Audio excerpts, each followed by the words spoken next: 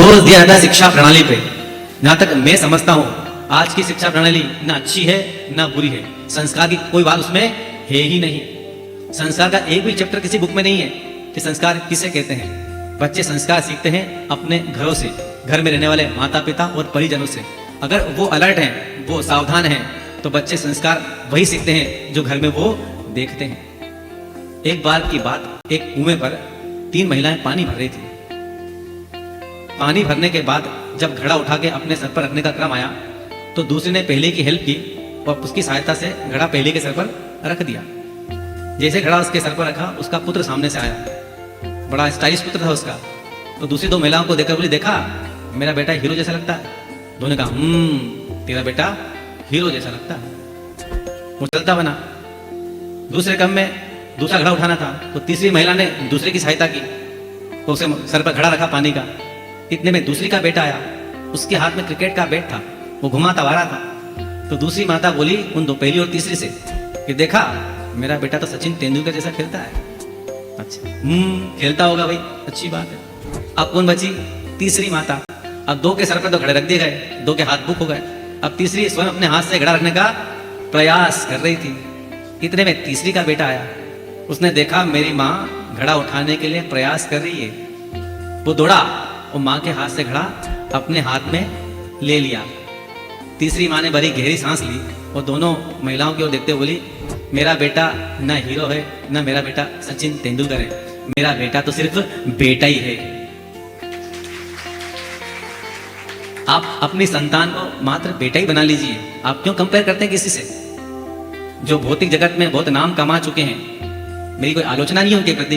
क्या वो अच्छे बेटे हैं जो आप कंपेयर करते हैं? आपके घर का माहौल क्या है, आपकी संस्कृति क्या है, आप क्या बनाना चाहते हैं, आप उसके लिए प्रेरित कीजिए। हर माता अपनी संतान को दूसरे से कंपेयर करती है, वो ऐसा है। आप अपनी संतान से क्या चाहते हैं, आप उसको वो बनाइए।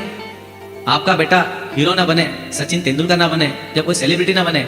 अगर आपके जीवन यापन के लिए, आपके भविष्य के लिए मान लो बेटा ही बन गया, तो क्या आपका जीवन सुरक्षित नहीं होगा? आप अपनी संतान को मात्र बेटा ही बनाइए कि मात्र मेरा बेटा बना रहे।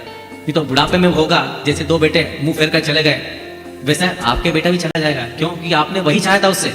जो आपने चाहा वो तो बन गया, पर तीसरी माँ ने क्या कहा था? मेरा बेटा तो सिर्फ बेटा ही है। पहली जिम्मेदारी माता पिता की बनती है कि वो अपनी संतान को क्या बनाना चाहते हैं। आज के युग में हमारी दृष्टि तो पश्चिम की ओर है और हम रहते पूर्व में हैं। पश्चिम मतलब वेस्टर्न, विदेश। हम रहते कहाँ हैं? भारत में।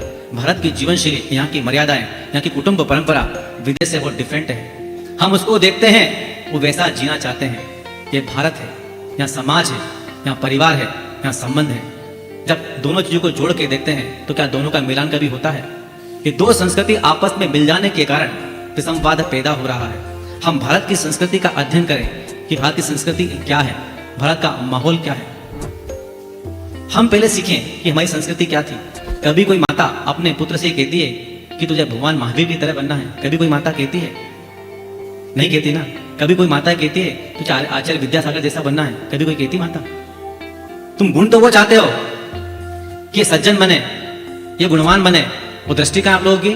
भौतिक जगत के नायकों की तरफ। ये गलत दृष्टिकोण है। जो आप अपने पुत्र को बनाना चाहते हैं वैसा आदर्श खुद खोजिए, अपने अंदर पहले गुण पैदा कीजिए, तब जाकर पुत्र गुणवान बनेगा। कभी पत्थर के ऊपर बीज डाल दिया जाए और उस पर पानी डाला जाए तो क्या पत्थर पर वृक्ष कभी उगता है? क्यों? क्योंकि उसमें मिट्टी के गुण ही नहीं है। मिट्टी के गुणों की तलाश करके उस बीज को भूमि में डाला जाता है, पश्चात खाद और पानी का सिंचन किया जाता है, तब मिट्टी अपना गुण देती है, पानी और खाद अपना सहयोग देते हैं, तब जाकर बीज पल्लवित होता है। सबको इच्छा है कि बीज पल्लवित तो हो, पर हमारा कोई सहयोग इसमें ना हो। अपने जीवन का अध्ययन करें कि आप अपने पुत्र पुत्री को जो बनाना चाहते हैं, क्या वैसे गुण आप में हैं? क्या आपकी विचारधारा वैसी मजबूत है? वैसा आप बनने के इच्छुक हैं? अगर आप वैसा बन जाते हैं तो मुझे विश्वास है आपका पुत्र या पुत्री वैसे ही बनेंगे।